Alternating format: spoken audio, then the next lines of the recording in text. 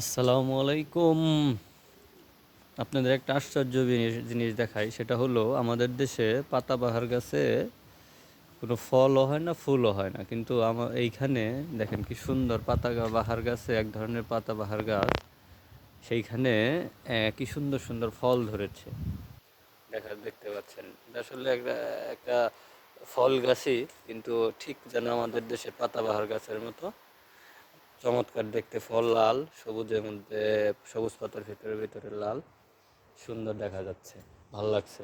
আর এই একটা গাছে দেখেন কি সুন্দর সাজানো ফলের সমাহার, কিন্তু দুঃখের বিষয় এগুলো কেউ খায় না। এই দেশে ম্যাক্সিমামই সবাই দোকানের কেনা ফল খায়, কারণ বাইরের ফলগুলো এরা পাখির জন্য উন্মুক্ত রাখে, যে এগুলা পাখি মানে তারা কি খাবে, তারা কোথায় পাবে আমরা খেলে, সেই ক্ষেত্রে তারা ওইগুলা রেখে দেয় তাদের জন্য। আর এটা আমার বাসা, এখন যেখানে থাকি, ঠিক আছে, সেই বাসার সামনে এত সুন্দর এই বাগান, সেই বাগানে দেখেন একটা ফুল গাছ, গোলাপ ফুল গাছ, কলি আসছে, পরবর্তীতে ফুল ধরবে, পুরো মেন গেট পর্যন্ত এরকম ফুলের বাগান। আসলে ইতালিতে এই একটা সুন্দর একটা বিষয় যে প্রত্যেকটা বাসার সামনে এরকম ফুল গাছ করা থাকে।